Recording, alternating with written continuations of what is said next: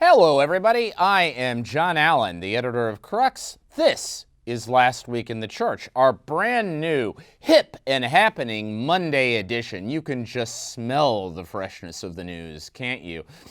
Before we get started, I would like to note that today, Monday, May 10th, in the year of our Lord 2021, is the birthday of my wife, Elise Ann Allen, the backbone and moral center of the entire Crux enterprise.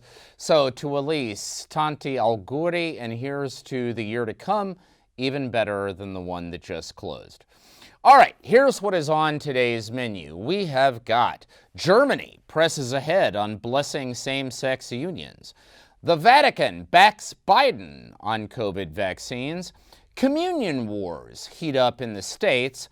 The Cardinals Dame dishes some dirt. And finally, an Italian vignette and its lessons for the Vatican. That's what's waiting for you on the other side, so please stick around.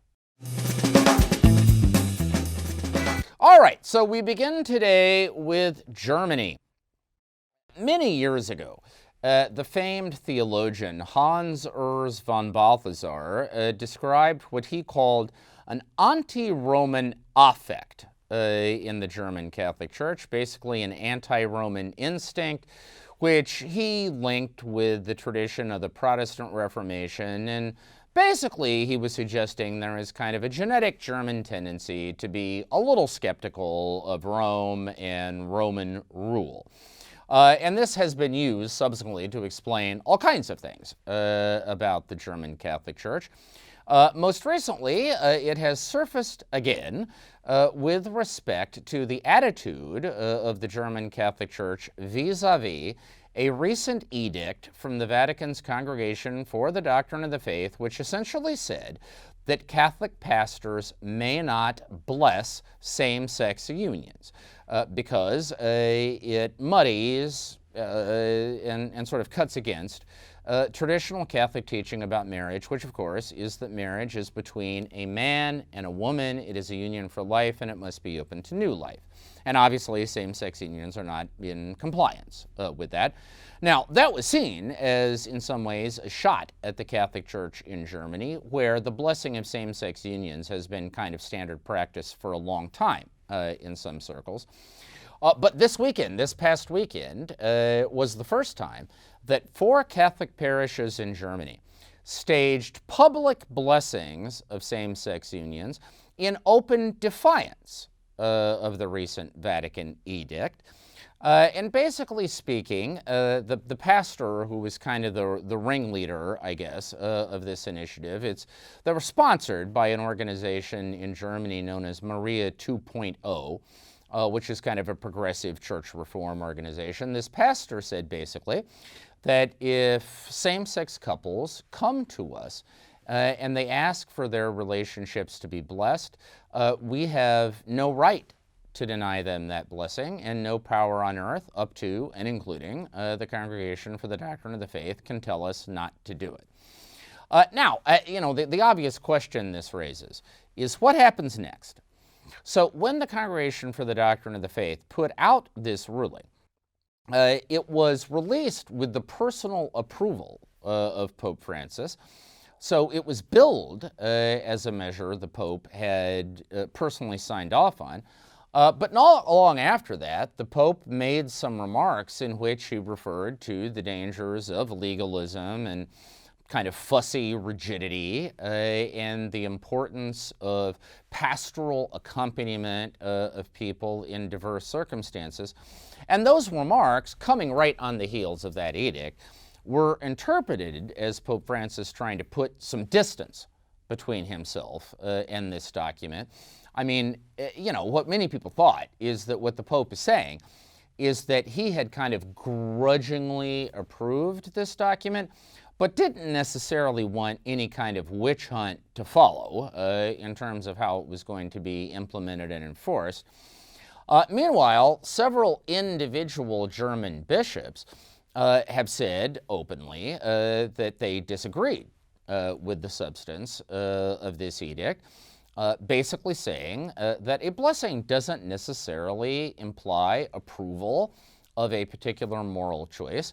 What it really means, in their eyes, is that despite the objective morality of the situation, the Church nevertheless wants to recognize the human dignity and the decency of the people involved in the situation, and that it is better for the Church to be present in their lives than not. In other words, if you slam the door shut, then you have no further opportunity to dialogue, you have no further opportunity to help these people move further down the path of holiness. So that's the argument. Frankly, it is unlikely that individual German bishops or the German Bishops' Conference will take any kind of action here. In terms of whether the Congregation for the Doctrine of the Faith will attempt any kind of follow-up, that remains to be seen. I suppose the most likely scenario is that the choice would be to let sleeping dogs lie. The congregation has made its position clear. The elements of the German Church, anyway, have made their position clear. And we are probably, at least in the short term, going to be living with this internal contradiction for some time. All right, second on the lineup, the Vatican backs Biden on COVID vaccines. So, recently, U.S. President Joe Biden made the controversial decision to waive intellectual property rights to COVID-19 vaccines in order to speed up their distribution in poorer nations. This came in part in response to a request made by the governments of both India and South Africa last fall, which sort of sat around for a while it was being studied by wealthy industrial nations who have produced and therefore own the rights to these COVID vaccines. India, South Africa, other poorer nations have been clamoring for the ability to make generic, kind of knockoff versions of these vaccines that they would be able to distribute to their populations. Quite clearly, India in particular, given the recent developments in terms of the explosion of the pandemic in that country, has an incentive to try to want to do this as quickly as possible. President Biden finally decided to accede to that request. It has played to mixed reviews in Europe. The president of the European Commission over the weekend said this is not a magic bullet, and frankly, it's dubious. President Emmanuel Macron of France has said that, look, if the United States really wanted to do something about helping poorer countries, it would repeal its veto, its block on exporting those vaccines. And it would also give away the technology needed to produce them, because having the rights, if you don't have the tools, doesn't really mean very much. On the other hand, there is one corner of Europe where this move by President Biden has drawn enthusiastic, I would say almost rapturous praise, and that's the Vatican. In a front page piece in L'Osservatore Romano, that's the official Vatican newspaper, the Vatican outlet said that President Biden's decision marks a before and an after in the quest for global justice when it comes to distribution of the COVID vaccine. They said that Biden was courageous in responding positively to this request by India and South Africa. It referred to the decision as visionary. Meanwhile, just about 36 hours after Biden announced this decision, Pope Francis released a video message to a concert for COVID relief in which he criticized nationalisms when it comes to approaching the COVID pandemic. And he also said he praised decisions to waive intellectual property rights in order to allow poorer nations to have access to these life-saving treatments. He did not mention Joe Biden, but it was widely taken in press coverage as a de facto papal endorsement of Biden's stance. So what we have is a situation in which there appears to be a growing division between the White House and at least some of the centers of power in Europe over the question of intellectual property rights in COVID vaccines. There is, of course, the argument that if you lift those intellectual property rights, then you destroy the incentive system, and pharmaceutical companies no longer have any market incentive to invest heavily in the development of these vaccines, which of course they did amid the COVID pandemic. And you may, in fact, retard the production of these life-saving treatments.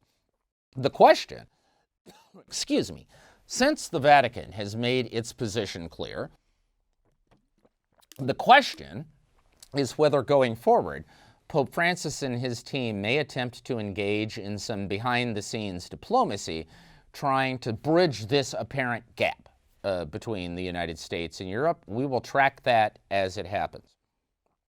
Third, let's move across the water to the United States, where what used to be derisively called the wafer wars, that is, debates over who should and shouldn't be able to get communion, which we thought had kind of gone away in 2000 and 2004, are now back with us. And the focal point is President Joe Biden, only the second Roman Catholic president in the history of the United States, and his pro-choice policies as president. Recently,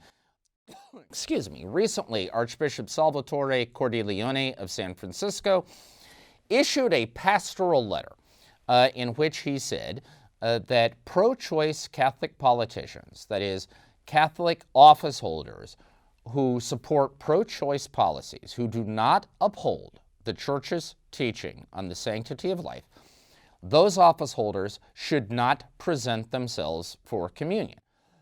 Now, this was taken in many circles as a reference to President Biden, although, of course, since Cordileone is the Archbishop of San Francisco, and that's where House Speaker Nancy Pelosi, also a pro-choice Catholic Democrat, resides, it has obvious implications for her as well.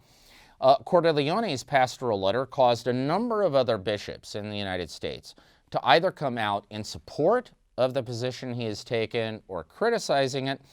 Most recently, Canadian Cardinal Michael Cherney, in an interview with our colleague Claire Jean-Gravet of the Religion News Service, indicated that the question of who should get communion is up to each individual bishop to decide, the implication being, therefore, it is not something the Vatican should or could get involved with, not something that bishops' conferences as a collective should or could get involved with. Now, what are the short-term implications of all of this? Probably doesn't mean a great deal for President Biden. There is a new bishop in his hometown of Wilmington, Delaware. The bishop there has not taken any public position. He has said he wants to have a conversation with the president about it. We'll see what happens there. But in any event, in the Archdiocese of Washington, which is led by Cardinal Wilton Gregory, which is, of course, where Biden spends most of his time, Cardinal Gregory has said that the Eucharist should not be weaponized. He has no intention of issuing any communion bans. He's probably fine. For Speaker Pelosi, this probably means that when she goes home to San Francisco and wants to go to Mass there, she simply needs to make sure she chooses a place to go where this is not going to be an issue. She has navigated that for much of her public career. No particular reason to think she won't be able to do it going forward. But it does mean this tension within the U.S. Church of how absolute a priority abortion ought to be in terms of assessing the public performance, really of politicians generally, but particularly of Catholic politicians. That tension has not gone away. It does not seem there is going to be any uniform national standard. It doesn't seem that there is going to be a neat fix. It seems instead that this is going to be a bishop by bishop, diocese by diocese, in some cases even parish by parish tension that is going to be with the American Church for some time to come. All right, fourth this week, the Cardinals Dame dishes some dirt. All right, the Cardinals Dame is a term that has been invented by the Italian press to refer to a laywoman and professional security consultant named Cecilia Marogna, who is very close to Italian Cardinal Angelo Becciu. Becciu, by the way, from a journalistic point of view, is just the gift that keeps on giving, because this guy, whether he's even trying to or not, continues to generate news that is kind of tantalizing and, and smacks of like intrigue and scandal just all of the time. And this is the latest chapter in all of that. Becciu was for many years under Pope Francis the sostituto in the Secretariat of State, the substitute. Basically, that means he was the big dog. He was the chief of staff, the guy who made the trains run on time, the guy who knew where all the bodies were buried. And during that time, he had many people with whom he consulted and who he relied on to aid him in his work, one of whom was this Italian laywoman and fellow native Sardinian, because Becciu is from Sardinia, so is Cecilia Marogna, and that was the relationship. Then, in 2018, Pope Francis transfers Becciu from that role as the substitute to becoming the new prefect of the Vatican's Congregation for Saints, makes him a cardinal. Then, last September, Pope Francis summons Becciu, fires him as the prefect of the Congregation for Saints, and also strips him of his privileges as a cardinal. So, for instance, he no longer has the right to participate in the next conclave to elect a pope. All of that because of alleged financial misconduct by Becciu. Now, since that happened, Becciu has been the object of multiple investigations and accusations. A lot of people want to link him to a London financial deal that has generated controversy in the Vatican. And in the course of that, Cecilia Marogna emerged as a person of interest. The Vatican prosecutors actually issued an arrest warrant for her, seeking to have her extradited from Italy in order to stand charges in a Vatican court of financial misappropriation and other crimes. Italian courts so far have refused all that, saying they don't see the evidence. So the most recent thing is that Marogna has given an interview to an Italian media outlet in which she has said that when she was a collaborator of Becciu as the chief of staff in the Vatican, he asked/ordered her to produce dossiers on various cardinals and other senior Vatican officials. These dossiers clearly containing dirt, basically, negative information about these movers and shakers in the Vatican. The suggestion there being that Becciu wanted to be like the J. Edgar Hoover of the Vatican, right? He wanted to be the guy that had the dirty files on everybody so that he would become untouchable. Clearly, that didn't quite work out. Now, this claim by Marogna has run into some skepticism. There are some who wonder, look, Becciu was a Vatican insider from the very beginning. He had worked at the Secretary of State. He had been a nuncio. He was a career Vatican guy. Did he really need a lay female professional from the outside to collect dirt on fellow Vatican insiders? I mean, surely he would have had access to that information in other ways.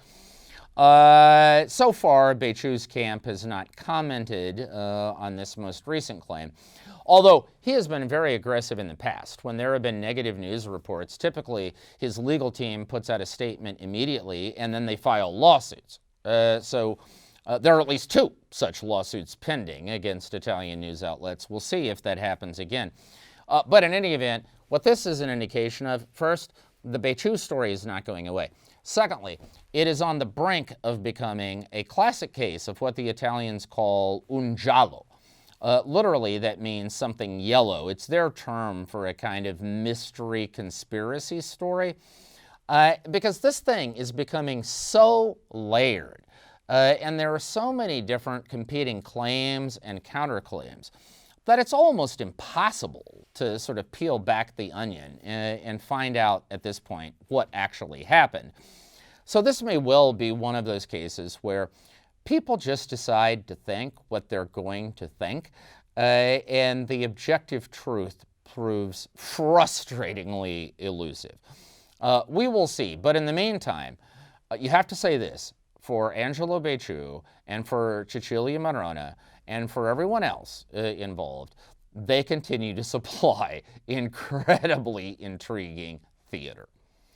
All right, finally, a brief Italian vignette this week, and its lessons for the Vatican. Folks, here's the thing. There are 1.3 billion Roman Catholics in the world. There are only about 60 million Catholics in Italy, which means that the vast majority of Catholics on the planet lack a vital piece of perspective when it comes to understanding the ways and means of the Vatican. Because the truth is, despite all of its pretense to be an international institution, to globality and universality, the Vatican at its core remains an ineradicably Italian reality. It is stubbornly monolingual and it is stubbornly monocultural. So a story this week that kind of makes the point. On June 6th, a new blessed will be beatified in the Catholic Church. She is Sister Maria Laura Mainetti. She lived and died in an Italian city called Chiavetta, which is up in the north in Italy, in Lombardy, in the year 2000. Tragic story. She was beaten and stabbed to death by 3 Italian teenage girls who wanted to stage their own satanic ritual. It was a clear case of Sister Mainetti being killed in odium fidei, in hatred of the faith. She had been the catechist of these girls. They hated her because of what they saw as the religious propaganda she was trying to impart. And so she was very quickly declared a martyr, and she is now set to be beatified. The story shocked the conscience of Italy in the year 2000 when it happened. And she remains a very beloved figure, particularly in Chiavetta, her hometown. The mayor of the city decided, in conjunction with the beatification, that he wanted to rename a small street for Sister Maria Laura. And so he went before the city council. In a rare act of political unity in Italy, all the various parties decided this was a great idea. They voted it through. So the street is set to be renamed. It's just that the people who actually live on that street have circulated a handwritten cursive petition asking the mayor to rethink his decision, not because they are not devotees of Sister Maria Laura Mainetti. They are. And they express in this letter in incredibly plaintive and heartfelt terms how much her memory means to them and how much they want her legacy to live on. It's just that they also live in Italy. And if the name of this street is changed, that means that they have to redo all of their utility accounts. It means that their citizenship cards have to be changed. It means that their registration with the Italian health system has to be changed. It means the rental or ownership contracts for their properties have to be changed. It means their tax registration has to be changed. And here's what these people know about all of that. Doing any one of those things is a bureaucratic nightmare in this country. Trying to do all of them at once, there ought to be a special circle of hell reserved for what that experience would be like. So their appeal to the mayor is, please name a park, name a public piazza for the sisters, someplace that doesn't require individual citizens to have this kind of exposure to the bureaucracy. Now, as an American or a Canadian or wherever you are, you may be thinking, come on, what's the big deal? To change your utility accounts, you just go online. It's 10 minutes online. You can probably do all the rest of this online. It's a half hour out of your life. Who cares? This is Italy, ladies and gentlemen, where the public bureaucracy is, it's not that it is slow. Slow, I mean, to call the Italian bureaucracy slow would be an insult to things that are actually slow. The Italian bureaucracy is essentially frozen in place. It is immobile. Okay, just to get my simple residency permit in Italy, I'm picking it up this week. It has been a solid year I have been waiting and trying to get that document. And my experience actually has been relatively user-friendly compared to many. Now, what are the implications of all of this for the Vatican? You know, Americans, Canadians, Germans, Brits, Irish, Catholics from many parts of the world, they will often complain about what they perceive to be the slowness of the Vatican bureaucracy, how slowly the wheels appear to grind. I mean, you will submit a question to the Vatican and sometimes you won't get an answer for 6 months to a year. And by standards of other parts of the world, that can be deeply frustrating and offensive. But folks, here's the thing.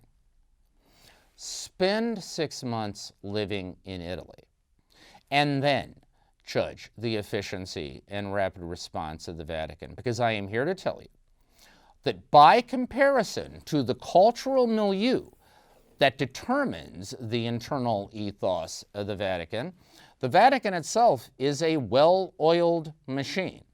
By our standards, yeah, I mean, maybe you want to pull your hair out at how long it takes to get anything done. But by the standards that matter, the Vatican actually does fairly well. That may not make you feel any better, but it is the plain fact of the matter.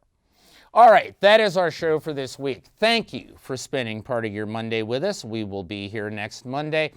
In the meantime, 2 things. 1, I want to remind you that you can find full coverage of all the stories we have talked about today on the Crux site. That is cruxnow.com. Cruxnow.com, your one-stop shopping for the very best in smart, wired, and independent Catholic journalism. We're in the middle of our online fundraising drive there on the site. If you can find a way clear to help us out, we would be deeply grateful. We are especially looking for people willing to make a small monthly commitment to Crux, say over the next year or so. That gives us stability. It gives us the ability to plan. We are not looking for much. Maybe what you'd spend this month on a couple cups of coffee or streaming a movie from Amazon Prime. Whatever it is, we would be deeply grateful. Second, if you like Last Week in the Church, if you find this a valuable use of your time, please give us a thumbs up, give us a like, give us a retweet. Go on the social media platform of your choice and make disciples of all the nations. All right, between now and next Monday, please stay safe, stay healthy, have a fantastic and blessed week, and we will talk to you again soon.